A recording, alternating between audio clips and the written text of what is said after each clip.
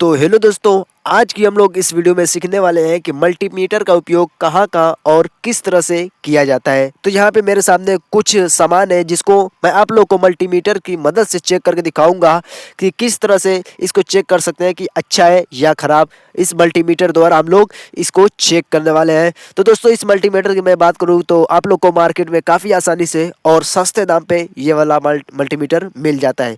तो आज हम लोग इसको सीखेंगे कि इस मल्टीमीटर का यूज़ कहाँ कहाँ और किस तरह से किया जाता है। तो चलिए वीडियो को स्टार्ट करते हैं। तो सबसे पहले यहाँ पे इसमें आपको इसी मल्टीमीटर के साथ में ये वायर भी आपको मिल जाएगा। तो यहाँ पे आपको दिखेगा कि एक ब्लैक और एक रेड होता है। तो जो हमारे पास एक ब्लैक होता है, इसको हम लोग इस कॉम में लगाते हैं। यहाँ पे लिखा होगा COM। यहाँ पे आप लोग अपने मल्टीमीटर में देख लेंगे।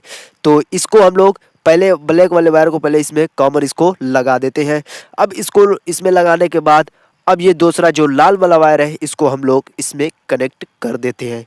तो इतना कनेक्ट करने के बाद अब हम लोग यहाँ पे इस तरह रख देते हैं।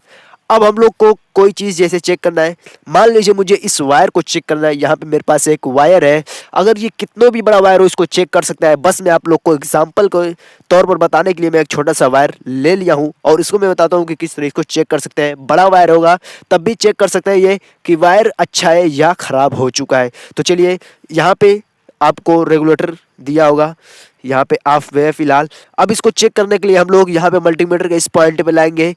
ये वाला पॉइंट आप लोग देख सकते हैं। तो इस पे लाएंगे पहले।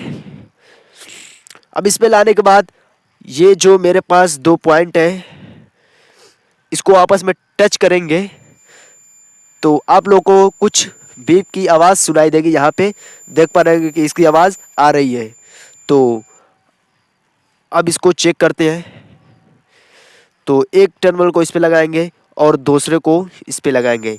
जैसे हम लोग लगाएंगे तो यहाँ पे आप लोग को दिख रहा होगा कुछ रीडिंग दे रही है और इसमें साउंड की आवाज़ भी आ रही है। यहाँ पे आप लोग सुन पा रहे होंगे। तो अगर ये साउंड की आवाज़ आ रही है इसको इस तरह लगाने के बाद, तो इसका मतलब कि आपका वायर सही है। और अगर इसकी आवाज़ नहीं आती तो हमारा वायर ख़राब होता। तो चलिए अब इसको साइड में रख देते हैं। अब हम लोग ये भी चेक करेंगे, अगर इसको मान लीजिए मुझे स्विच को चेक करना है कि सही है या ख़राब। तो चलिए इसको भी चेक कर लेते हैं। तो इन दोनों टर्मिनल को पहले आपस में हम लोग लगा देते हैं। इस तरह लगाने के बाद आप बटन को स्विच और ऑन ऑफ करेंगे बटन को। तो जैसे ऑन होगी और आप लोग को आवाज़ सुनाई देने लगेगी इस मल्टीमीटर में, तो ऑफ करेंगे तो बंद हो जाएगी। तो यहाँ पे देखिए एक हो गया है। यहाँ पे मल्टीमीटर आपको एक दिख रहा होगा। अब जैसे मैं इसको ऑन करता हूँ कुछ यहाँ पे रीडिंग दिखाने लगेगी और बीप की आवाज़ भी आएगी। तो इससे पता चलेगा कि ये स्विच हमारी अच्छी है अभी।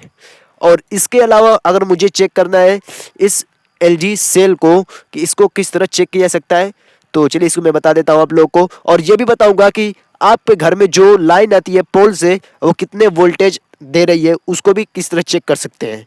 तो चलिए पहले हम लोग इसको चेक करके दिखाते हैं। तो अब इसको हम लोग यहाँ पे लाएंगे। यहाँ पे V वोल्ट लिखा होगा और यहाँ पर भी V से वोल्ट लिखा होगा। ये वाला जो वोल्ट लिखा होता है इसे हम लोग DC के लिए उपयोग करते हैं, यानी बैटरी वगैरह चेक करने के लिए उसे यूज़ करते हैं। तो मान लीजिए मेरे पास कोई बैटरी है जो 20 वोल्ट से कम है, अगर उसको चेक करना है तो 20 पे करेंगे और जो 200 से कम है उसको 200 से पर करेंगे। तो चलिए मेरे पास ये छोटी वाली बैटरी है तो हम लोग इसको 20 पे कनेक्ट कर देते हैं और इसको चेक करके देखते हैं।